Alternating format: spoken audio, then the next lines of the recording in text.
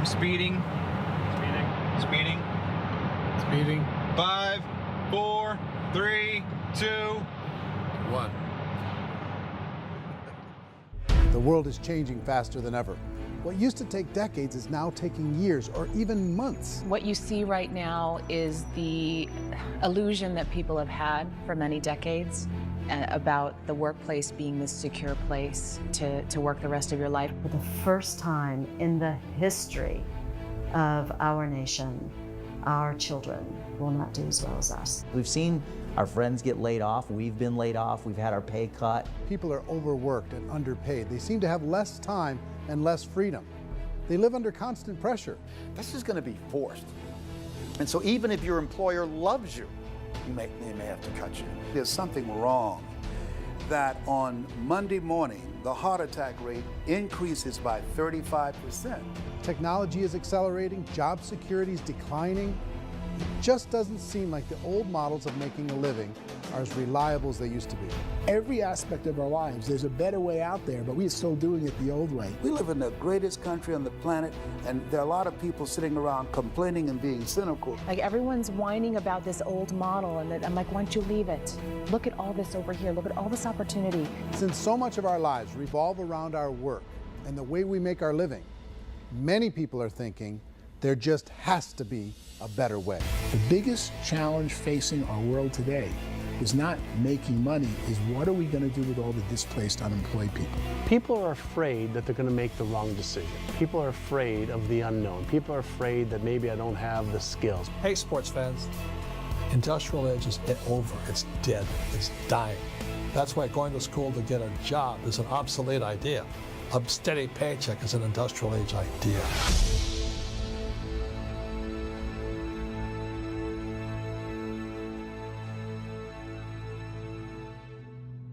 It's the search for answers that has brought us here together today. My name is Eric Worre, and for almost 30 years I've been an entrepreneur, struggling at times, but ultimately succeeding. As a best-selling author, speaker, and business owner, I've spent my entire career helping millions of people around the world to become entrepreneurs. And I believe strongly that there is, in fact, a better way when it comes to how we make a living. The career landscape has changed dramatically, and many are still working in a model that is completely out of date. What worked for previous generations isn't working as well for people today. In this film, we're going to explore 3 important questions. First, what's really going on in our working world today? Second, in this new economy, is it better to become an entrepreneur, or is it safer to work for someone else? And third, if a person decides to become an entrepreneur and start their own business, how can they do it without taking on massive risk? To help in this journey, I've brought together some of the greatest experts and thought leaders in the field of entrepreneurship to share the real facts with you. My intention is to give you new information that will allow you to make choices that are not limited by an old, outdated model. Let's start by understanding what's going on in our working world today.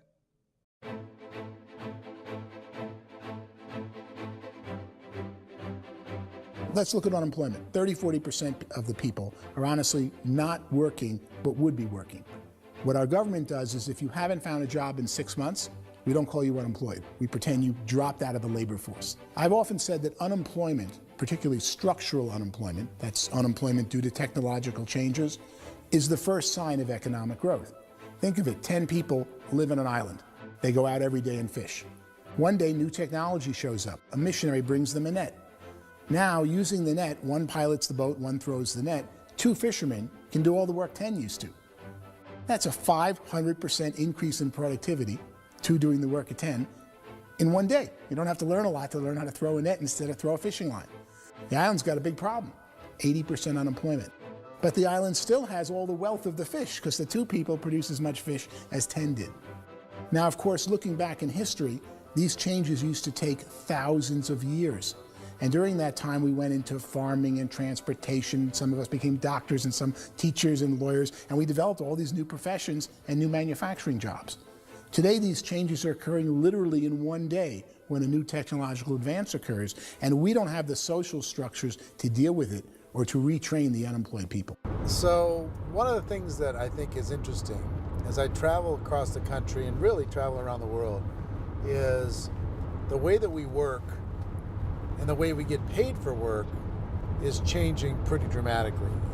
On a global basis, everything is being turned upside down because of the rapidly advancing technologies. They are eliminating many jobs, and we have been left with many people not prepared for the jobs that exist. A lot of demand in public companies was to squeeze out all the fat and to get just as much margin as we possibly could, and fat equals humans. So this idea of job security in information age is so obsolete, but it's still taught inside our school system. And that's where the problem starts. There's no financial education in the school system, and people are still trained to be employees who work for that paycheck. This is a chart on the middle class. What's happening in the middle class, those that went to school, their incomes have been coming down for years. And parents still say to their kids, go to school, get a job. Now what happens to all those middle class people who are dropping off the ends of the chart? Well, they become what's called working poor. And this is what happens to working poor. But they say poverty is ending. Well, poverty may be ending, but working poverty is going up. And this is food stamp usage. So food stamp usage in America is going through the roof right now because people cannot earn what they call a living wage. Most people have experienced financial pressures that I think are probably greater than they have been in the past. If you're not working for yourself, then it's going to be a pretty hard road for a lot of people. Today, if you're going to control your future, the 40-40 plan is gone, where you can graduate from college and get a job and work for 40 hours a week for 40 years. That day is gone. So some of these charts actually tell you what's going on. And this is a really interesting one, you know. People are going back to school because if I go back to school, I'll get a nice job. But this is what's happening to, it's called Sallie Mae, which is the student loan guys. Student loan is going through the roof. It's now over $1 trillion, and student loan debt is worse than credit card debt. So when people stopped using credit card, the government got people into student loan debt. And the problem with student loan debt is you can never be forgiven.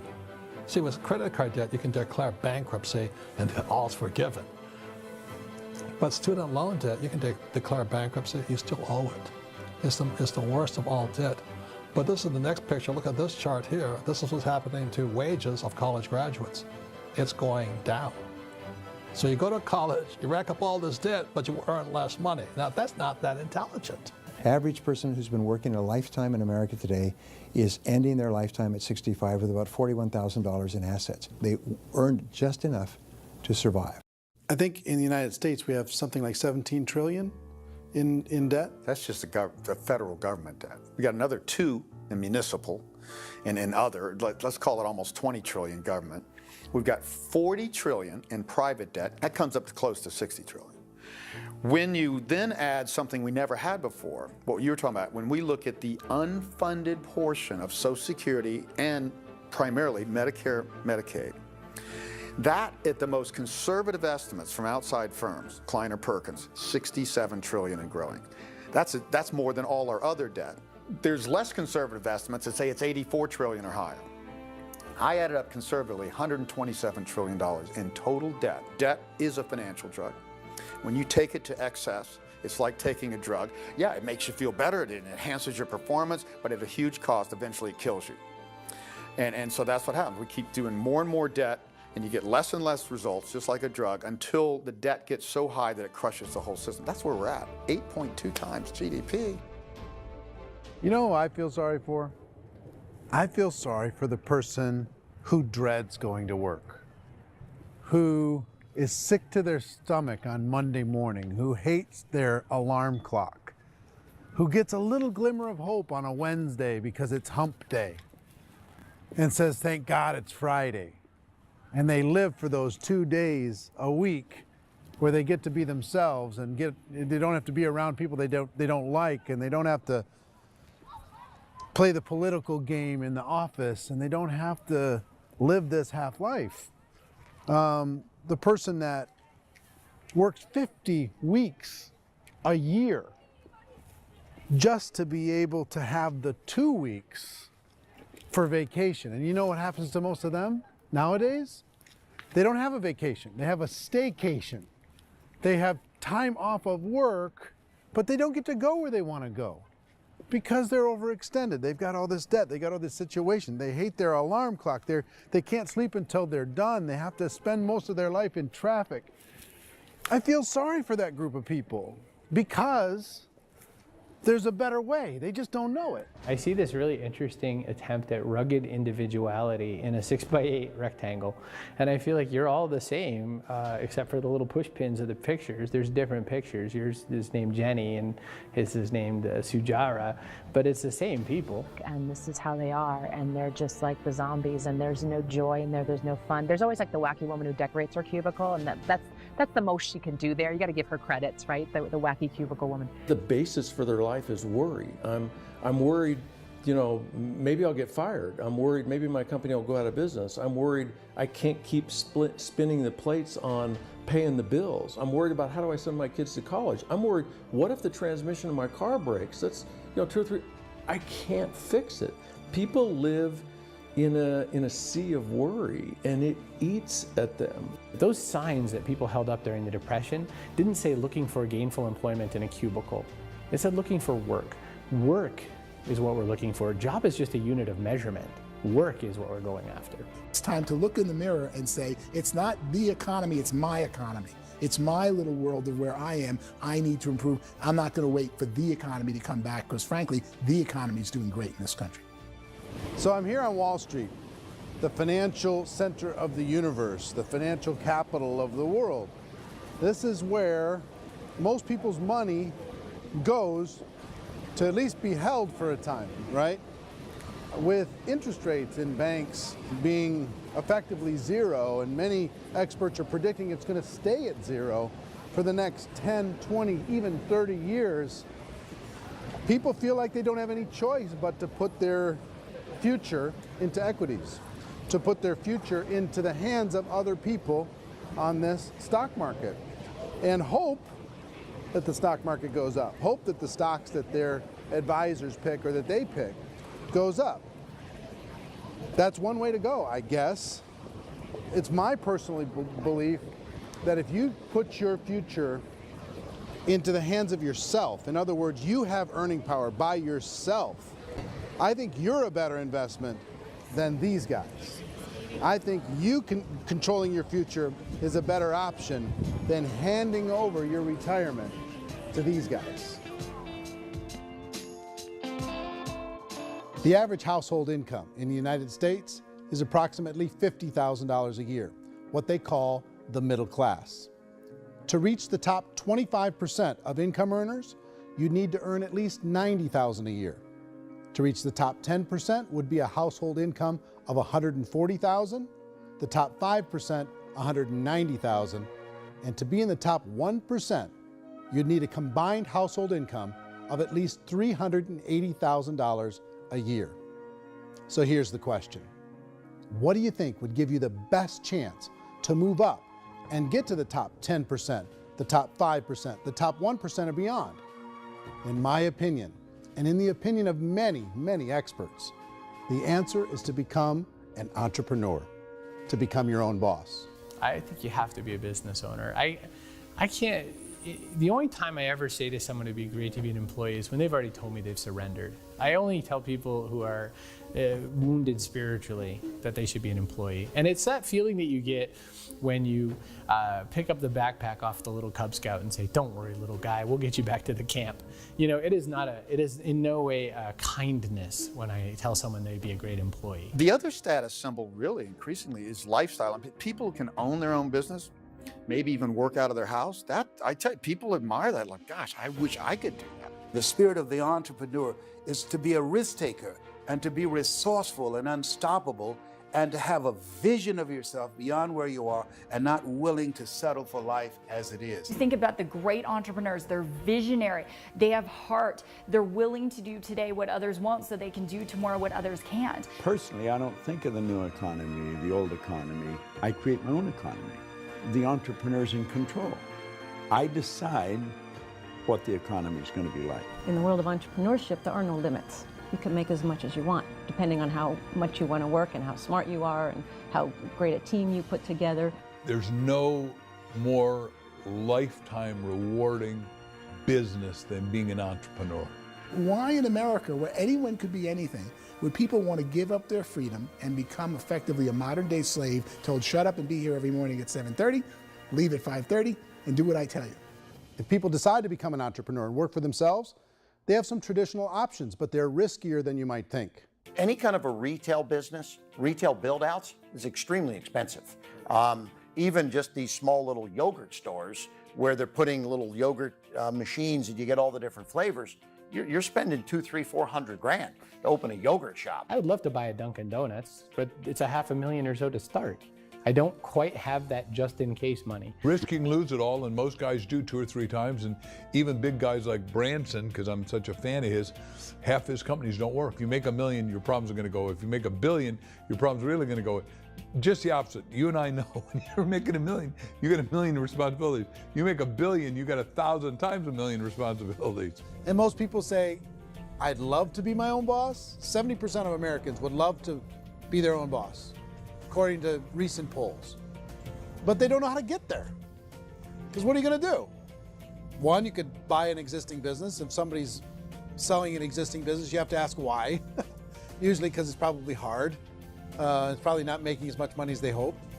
2, they could buy a franchise. A little less risk, proven system, but it's expensive to be able to do that. 3, they could start something from scratch. And that's where a lot of people feel like, I don't have the chops to do it. I don't have the money. I don't have the product idea. I don't have the expertise. I don't have whatever it's going to take to be able to get there, and I can't risk my family to do it. So, 4th, they could become an investor. A lot of people in this town invest to try and figure out a way, but you got to be pretty smart with that game too, right? Venture capitalists, who are the very best and most sophisticated in investing in new breakthrough businesses, make it on 1 out of 11. That means 10 out of 11 are mediocre or fail. Most of them fail. That's the risk there. An angel investor is lucky to get 1 out of 15 or 20. A business is a team sport. Like, I have to have accountants, I have to have engineers, I have to have system designers, I have to have sales, marketing, I have to have accounting, I have to have mission statements, I have to have legal and all that. The average Joe Schmo, even me, I go out there, I don't have the skills to put a business together. I think the bottom line for the 4 traditional options is they take money, sometimes a lot of it. They take expertise, and they take time. All of that adds up to just too much risk for most people. I bought a business from somebody else and it was a lot of work. And you start wondering, what did I just buy? Because I guess ultimately I own your email list and I just overpaid for it. People that start their own business, they spend a lot of money, they spend a lot of time, a lot of effort to get things started. And the more you invest on the upfront, the harder you typically work at it. Well, I can tell you what the success rate is of a restaurant. What is it? They're crazy enough. About 90% of them fail. About 90%, in how quickly?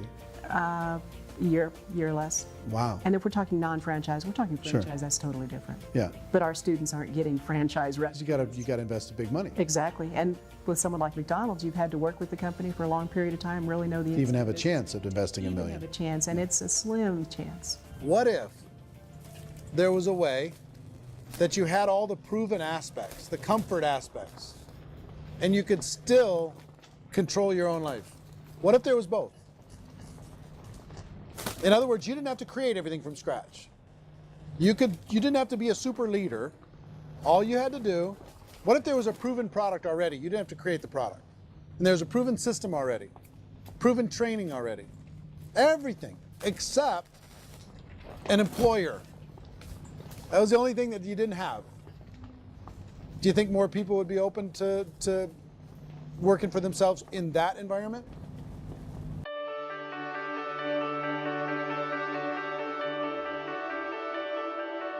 In our search for a better way to make a living, we've come to the conclusion that becoming an entrepreneur is actually safer than being an employee. And through our look at the entrepreneurial options, one particular path kept coming up from expert after expert. And I think most people will find it surprising because it's certainly a non-traditional business model. That model is for people to start their own business and become an entrepreneur through the creation of a network marketing business. Some people call it direct selling because the product is being sold directly from the manufacturer to the end consumer, cutting out the middlemen. Other people call it multi-level marketing, or MLM, because there are multiple levels of commissions paid. The most common term today is network marketing, because network marketing best describes using a large group of independent distributors, independent entrepreneurs, to move a product or service more efficiently. So my friend here, Donald Trump, and I, we always write about the network marketing industry. And the reason we support the network marketing industry is because it really is a business school for entrepreneurs. Because most people come out of school looking for a paycheck. Oh, that's terrible. I went to network marketing like that. I think if it didn't exist, we should invent it. It is that good. I think direct selling is a great way to do business today. It's very easy to get into that industry, and you can be self-employed, be in effect an entrepreneur. When we see multi-billionaires adding network marketing companies to their portfolio of companies, that would be a clue. When we see people who are very famous authors and very famous business people endorsing the industry, that would be a clue. These network marketing companies aren't $50 million companies, they're billions and billions of dollars. They lead the stock market, they're major companies. When we're going to get it? You know, and you're going to school to work for a paycheck, but if you want to be rich, be an entrepreneur, and network marketing gives you the spirit to be an entrepreneur. A traditional company will spend up to 50% of their total revenue on marketing. Network marketing companies use a different approach. Instead of having all that extensive marketing expense, they utilize a network of independent distributors to do the marketing for them. Now, why do they do this? First, because word-of-mouth advertising is so much more effective today than traditional media advertising. Second, some products need to be explained or demonstrated, and an independent salesperson can do that more effectively than an ad campaign. Third, it's completely efficient. The company only pays for the marketing of their product if a sale happens and not before. Imagine if Amazon allowed you to become an independent distributor and paid out 40% of its revenue to that distributor group. All you had to do as a distributor was recommend a product, and if a person bought it on Amazon, Amazon would take care of all the logistics, and you'd get paid for bringing the customer. Now imagine you got paid for every purchase that customer made for the rest of their lives. Well, Amazon doesn't offer this option, but network marketing companies do. 85% of all buying decisions in our society are made as a result of word of mouth or reputation. We're recommending things to each other all the time. You know, who's your dentist? Who's your doctor? Who's your lawyer? What detergent, are you using? What legal system are you using? What product are you using? We're talking to each other about the things that we love anyway. When you go into a big box retailer, you're lucky if the clerk looks you in the eye, much less gives you any detailed or accurate information about what you're purchasing. So of course, this personal information, this education coming from a friend, a neighbor, a relative, or even a stranger, but one who has experience with the product is extraordinarily valuable. As a matter of fact, network marketing can educate consumers probably better than any other form of marketing. It certainly can do better than advertising, because advertising usually has a certain hype to it, and you can only get limited information. So, network marketing trumps advertising. If you were a typical sales company and you wanted to sell $1 million a month worth of product, you might go find 100 superstar salespeople. The quota would be $10,000 a month. So network marketing as a distribution system just flips the numbers.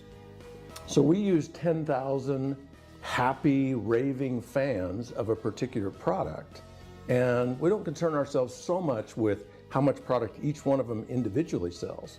If they sell just $100 or $200 a month, and there's 10,000 of them, you're selling $1 million to $2 million a month worth of product. And that's the best way I can explain how network marketing works. This is the marketing arm of the company. There's not money being wasted on bricks and mortar. There's not money being wasted on inventory that's sitting stagnant somewhere. There's not employees standing around that don't have customers. These are people that are going to connect with customers. These companies allow people to become independent distributors for extremely low cost and with no minimum time or sales quota. Essentially, they own their own business and can provide as much or as little sales as they choose. In other words, the distributor gets all the benefits of traditional business ownership without the risk. The advantage of network marketing is the ease of entry, the low risk, and the low startup cost, because almost everything else has very high risk. You can get in for a minimal investment. You're buying into a system that's already been proven, products or services that have been proven to work. The keys to network marketing is providing an opportunity for the masses to get involved, providing an opportunity for the average person who doesn't have the resources to start their own business. All of this so far is fairly straightforward, but network marketing offers another benefit, and it's this benefit that makes it so interesting for entrepreneurs. Network marketing allows a distributor to build their own network of other distributors and then compensates them on the sales created by that entire group. Direct selling is, at its base, very simple. It's the sale of a product or service to an individual on a face-to-face, one-on-one basis, just the way we're talking right now. But there's an important element as well, and that's the offering in conjunction with that sale of product, the offering of an opportunity for someone to make something of themselves. No matter what your social status is, no matter what language that you speak, I mean, look how many unbelievable people are becoming successful that speak every kind of language out there. What an awesome gift to give the world. Instead of having to work your way up in a system and prove that you could be a sales manager, they just decided everybody can be a sales manager. Everybody gets to build a sales team from day one. And so what that brought into the system of growth as a direct selling company is the concept of compounding or geometric progression. Because now you can actually grow a sales force very quickly because everybody is enrolling people in their own sales force. People who are like, oh, this is weird, I'm building a sales team, or what do you think you do at a regular company? How do you think a regular company works? Network marketing is the only industry that doesn't say your past determines your future. It looks at your past and says, okay, now what can we train you to do so you can have a great future? Every other employer out there wants to exploit you for what you already know, not teach you something new. Network marketing has the potential to save the United States and the world, because it's going to teach people not to be employees, but to be entrepreneurs.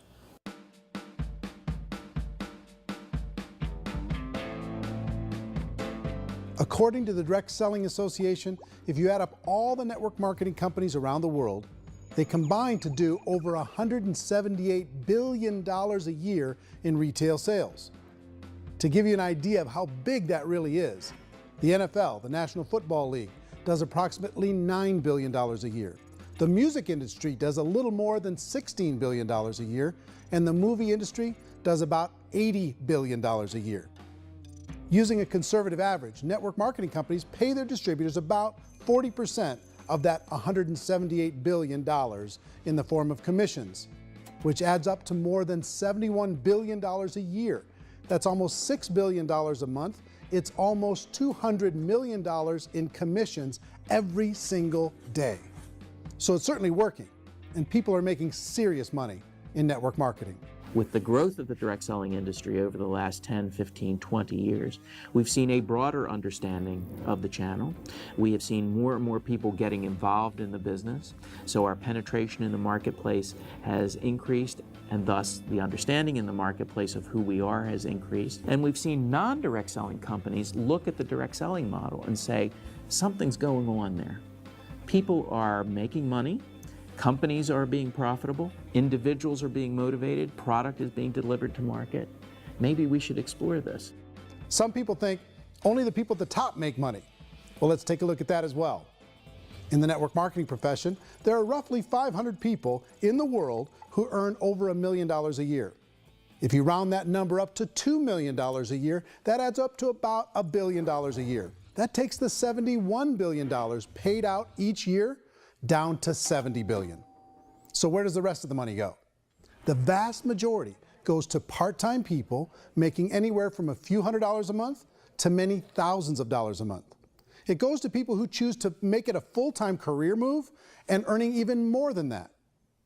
Every day, people are using the money they earn through network marketing to pay off debt, have more fun, and improve the quality of their lives. Everyone I know in network marketing has been doing that since the 50s. They go to work when they want to go to work. They stop working when they want to take time with their children to have a leisurely breakfast and discuss issues and driving to school. They go back to work when they get home, wherever they're working out of. The biggest thing that I've seen is people that have become much happier in their life. MLM has probably made more millionaires of more people in more countries, and I've spoken to them in 67 countries, than any other single form of business, starting from nothing. If they have a choice between working a job for the next 10 years or working a network marketing business for the next 10 years, the result of working the network marketing business will be better. A lot of people within the industry go on and make this a career and do extremely well at it. Network marketing has been nothing but good for everyone I know that's been involved with it because they did it seriously and they played full out and they've been very successful. It's been a constant barrage of success stories and people showing off stuff that they got as a result of it. How many people are involved? Approximately 16 million Americans and 96 million people around the world are currently participating in network marketing. And in a recent poll, 82% of those people report a good, very good, or excellent experience with network marketing. So people are happy.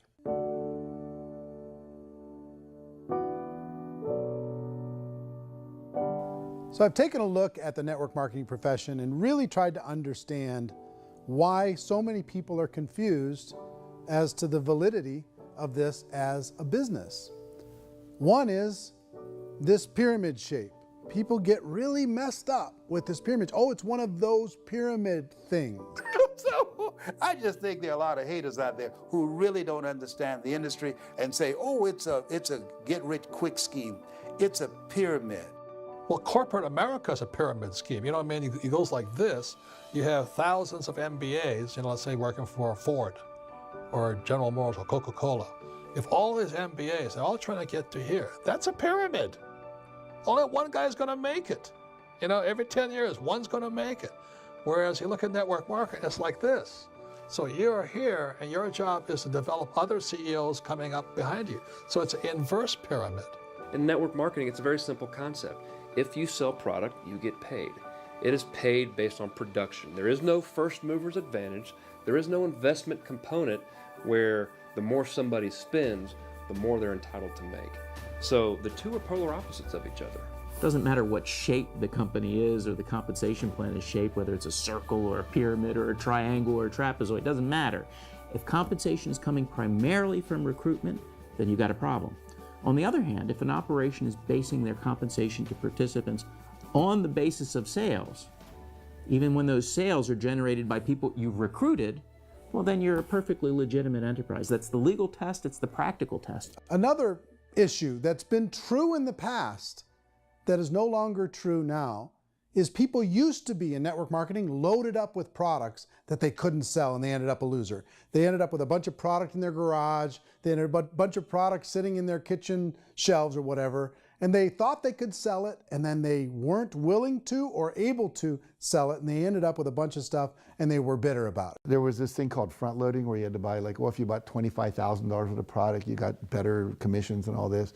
Today, it's almost all done by computer. It's direct mail comes from a warehouse somewhere else. You don't have to have all this inventory. You don't have to stock up. It's a paperless world now. Most of it's done online. You have a back office. It really works. And I mean, the technology has changed everything. Third issue is people start talking about 99% of people in network marketing don't make any money. Well, we've talked about that over the course of this journey together. Almost $200 million a day is being paid out to network marketing distributors around the world. The naysayers, the people who say that it doesn't work, are usually the ones who just don't know how to make it work for themselves. And so they're giving you an opinion, and I tell people, don't confuse people's opinions with expertise, because opinions are free. And don't confuse sincerity with the truth, because people can be sincerely wrong. But here's the reality inside of network marketing. The vast majority of people that get involved in network marketing just become customers, and they get involved to be able to purchase product at a lower price. If you take Costco as an example, if a person goes into Costco and gets a membership to Costco so they can get a lower price on the product, we don't call that person a loser because they have a bunch of product that they walked out with with a smile on their face. Yet when some people want to take a look at network marketing, they say, well, those people, they're just using the product and they aren't earning an income, so they must be a loser. They're not a loser, they're a happy customer. That's the vast majority of people that are involved in network marketing. Now, a smaller percentage of those people decide to go build a business. They earn $300 a month, $500 a month, $1,000, $2,000. That's the bulk of earnings in network marketing. And then there's the few that really decide to take it serious, really decide to build a large network, really work to make that network very, very productive. And those people make huge amounts of money and there's no cap. What I do as an outside economist, just somebody looking at this industry like any other industry I speak in and say, look, what's the realities of this? 1% do incredibly well. 10% generate some additional income at pretty low risk and effort. That's not, and 90% of people roughly end up customers. One thing that I think is real when it comes to people's perceptions about network marketing is people put this, and distributors, I think, involved in network marketing have some responsibility for this. They have sometimes unrealistic claims about the product or about the income. Most people who become distributors, they want the money, they want to be successful, but they don't have the skills. They don't know what to do. And when people don't know what to do and they're in a new business, they're scared. And when they're scared, they panic and desperation kind of sets in. So they think everyone they talk to has to get in. So if I talk to you and you say, well, no, I don't have time to do that, they're like, no, I need you. You have to do this or I won't be successful. So I start clawing on you. I start that desperation. So then I start making claims about the product, which are not appropriate, probably not even true. Or I start saying, oh, let me show you how you can make all this money and you don't have to do anything, Eric. And so you just totally misrepresent the opportunity, and you're clingy with people because you think you need everybody to be successful, and you don't. You know, one of the messages that I try to deliver most forcefully to companies as well as salespeople in direct selling is that you don't have to overpromise. The reality is in network marketing, there's a lot of hard work involved. There's a lot of effort. You're going to have to develop yourself. It's a business like anything else. It's going to take some time, but in my opinion, it's better.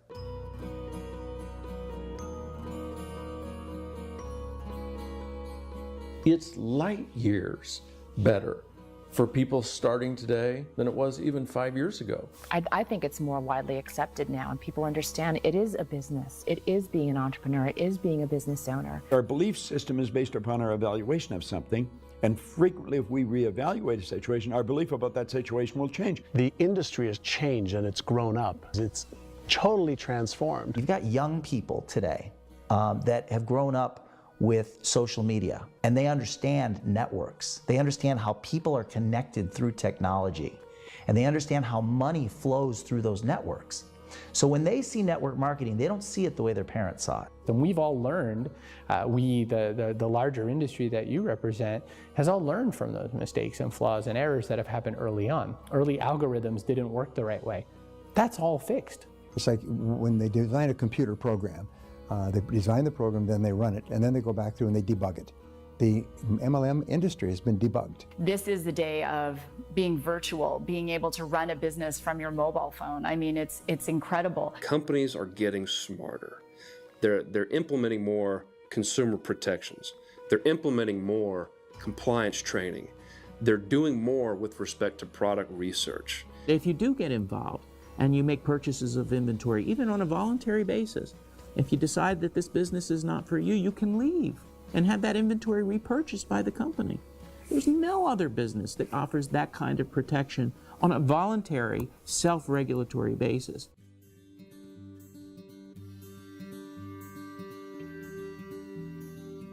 If you decide to look further into a network marketing business in order to generate more cash flow for your family, I would recommend reviewing the following 4 elements. First is the product or service. And on the product or service, I would ask 5 important questions. 1, do you like it? Is it something you would feel comfortable sharing with others? 2, is there a recognized need in the marketplace? It's hard to create a need if one isn't naturally there. 3rd, does the product meet that need? Does it solve a legitimate problem for consumers? And 4th, is it priced to sell? Can it compete in the marketplace? And fifth, is it priced for profit?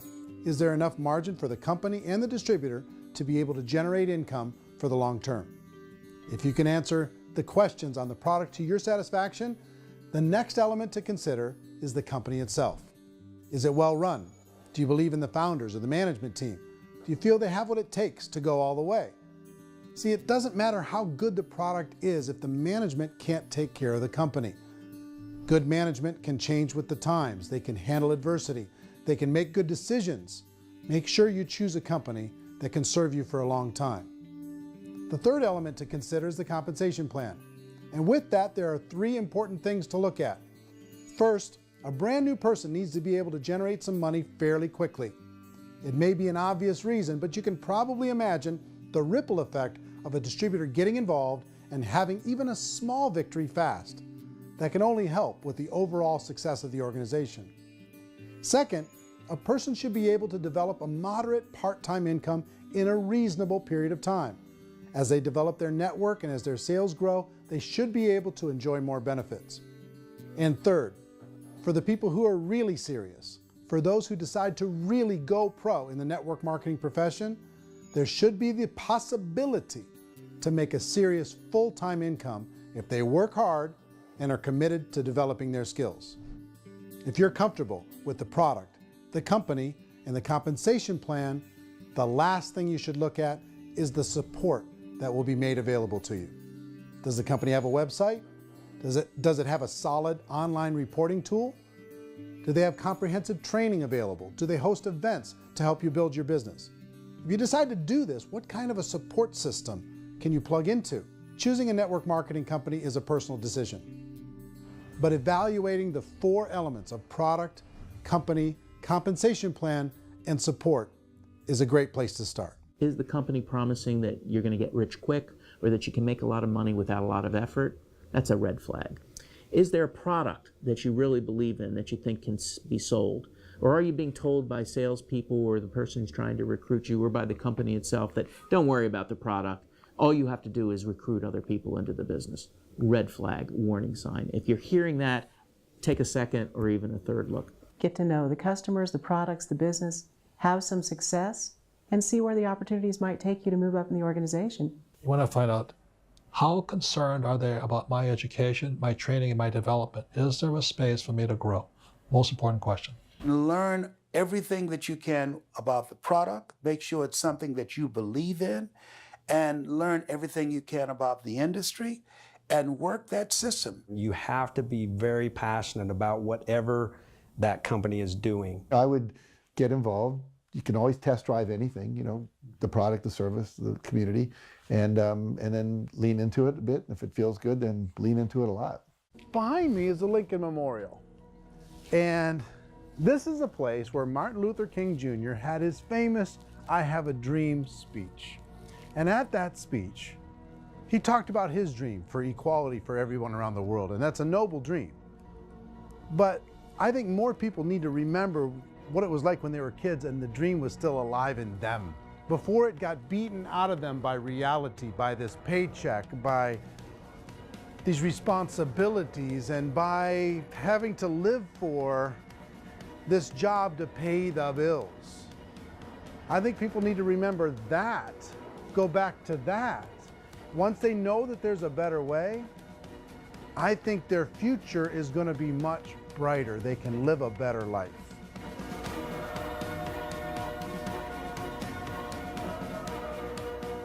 So if you're considering getting involved in a network marketing company, let me offer you just a few pieces of advice. First, network marketing isn't perfect. It's emotional, it's challenging. Like any entrepreneurial venture, it can have its up days and its down days. But if you have an entrepreneurial bone in your body, it's just better. Second, if you're gonna do it, decide to be professional. Decide to go pro. It's better to do that than just be this amateur sticking your toe in the water. Third, as any professional, you're gonna have to learn some new skills. And I promise you, inside of the network marketing profession, they're not too difficult to learn. Fourth, like anything worthwhile, it's gonna take some time. Don't expect that you're going to get to the finish line right out of the gate. And fifth, it's worth it. It's worth it to be able to take charge of your life again. It's worth it to be able to control your own financial situation. It's worth it for the people you're going to be able to spend time with. It's worth it for the things you're going to be able to see and the experiences you're going to be able to experience. It's worth it for the causes you're going to be able to contribute to, the lives you're going to be able to touch, the customers you're going to be able to help, the friendships you're going to be able to develop. I promise you, it's worth it. Remember, most people are searching for answers just like you are. But I do have to tell you the catch to network marketing. If there is a catch, if you want to understand this from an emotional point of view, people say, well, it sounds too good to be true. It's not, it's hard work. But here's the catch. Most people still don't understand it. So you're going to have to endure the loss of social esteem from ignorant people. The uneducated will think less of you. Now, if you can handle that, you're on your way. If that's going to destroy you, you know what? Entrepreneurship in general probably isn't in your future. If you can face that catch, you can become unstoppable. I want everyone to really contemplate this if they're not in network marketing. You're in a job, you probably have a mortgage, you have rent, you have debt, whatever's going on. You're in a prison.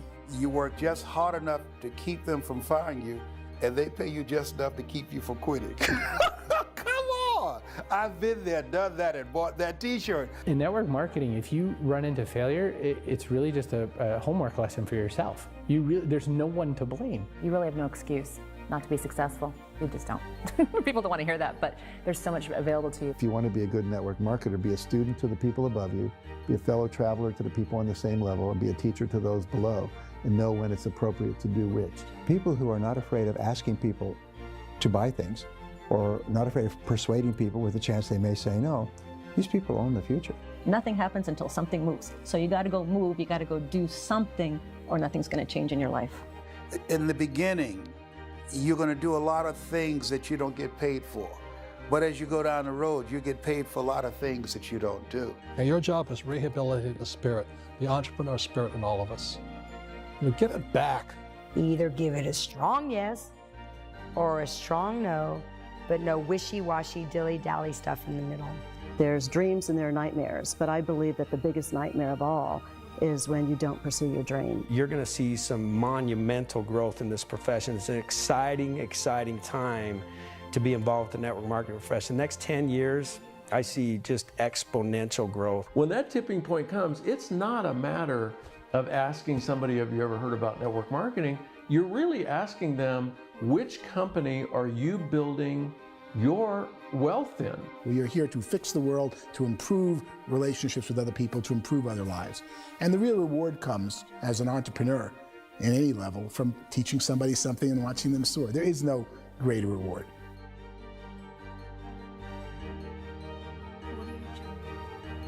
Life's too short to spend it living someone else's dream instead of your own. It's too short to spend it living at a fraction of your potential.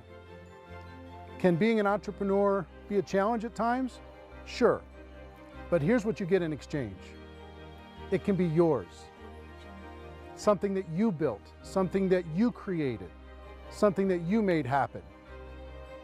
This balloon represents your dream. It represents entrepreneurship. My wish for all of you is that you would reach out and grab it. The choice is up to you.